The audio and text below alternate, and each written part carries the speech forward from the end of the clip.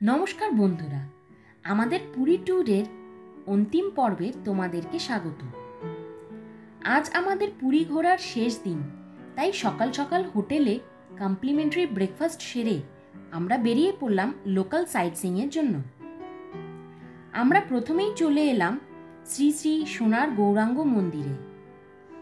এখানে যেহেতু ভেতরে ফোন অ্যালাউ ছিল না, তাই ভেতরের ভিডিওটা করা হয়নি। তবে ভেতরে খুব সুন্দর গৌরাঙ্গর মূর্তি ছিল।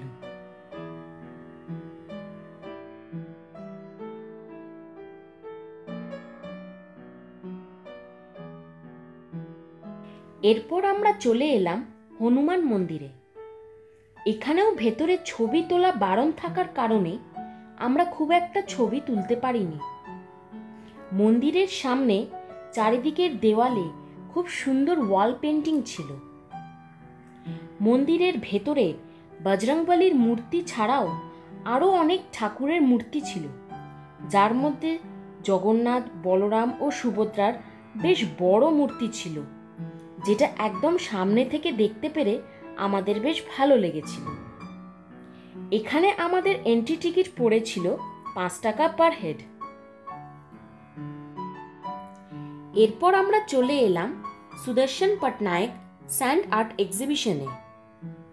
এখানে ঢুকেই দেখি শিল্পীরা বিভিন্ন রকমের সব মূর্তি বানাচ্ছেন, আর তোমরা তো দেখতেই পাচ্ছ কত সুন্দর সুন্দর ডিজাইন করে এগুলো বানানো।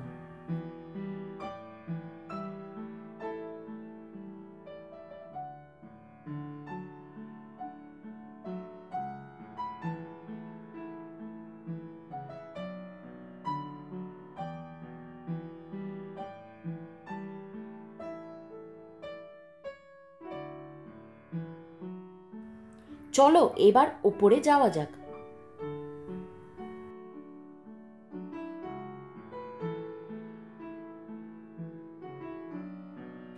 এখানে একটা সুন্দর জাপানিজ টেম্পল ছিল। টেম্পলের চারিদিকটা ঘুরে দেখতে বেশ ভালোই লাগছিল, আর এখানে বিভিন্ন রকমের স্ট্রাকচার তৈরি করা হচ্ছিল। এখানকার পরিবেশটা আমাদের বেশ ভালোই লাগলো।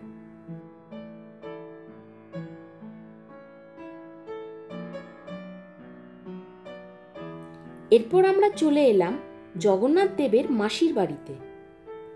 এই মন্দিরটা সবসময় প্রায় বন্ধই থাকে, আর শুধুমাত্র রথযাত্রার সময়েই খোলা হয়।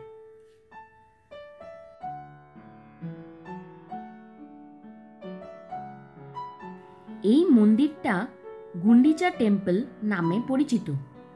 এখানে কিছু ছবি তুলে আমরা চলে এলাম নরেন্দ্র ট্যাঙ্কে। এখানে বিশাল বড় একটা ঝিল ছিল, আর তার মধ্যে একটা সুন্দর মন্দির। এই মন্দিরটা জগন্নাথ দেবের পিসির বাড়ি হিসেবে জানা যায়। এখানে বেশ কিছু দোকানপত্র ছিল, যেখান থেকে তোমরা চাইলে টুকটাক কেনাকাটা করতে পারো। আমরা এই লোকাল সাইট সিইং এর জন্য একটা টোটো ভাড়া করেছিলাম, যেটা আমাদের পড়েছিল 400 টাকা। তোমরা যখনই লোকাল সাইট সিইং এর জন্য গাড়ি বুক করবে, একটু দরদাম করে নিও। ঘোরাঘুরির পর আমরা চলে এলাম পুরী স্টেশনে।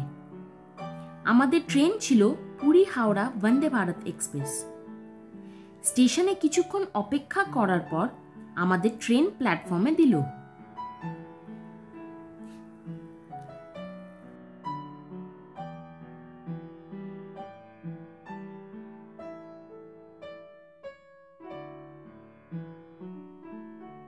ট্রেনে ওঠার সঙ্গে সঙ্গেই আমাদেরকে দিয়ে গেল নিউজ পেপার আর জলের বোতল।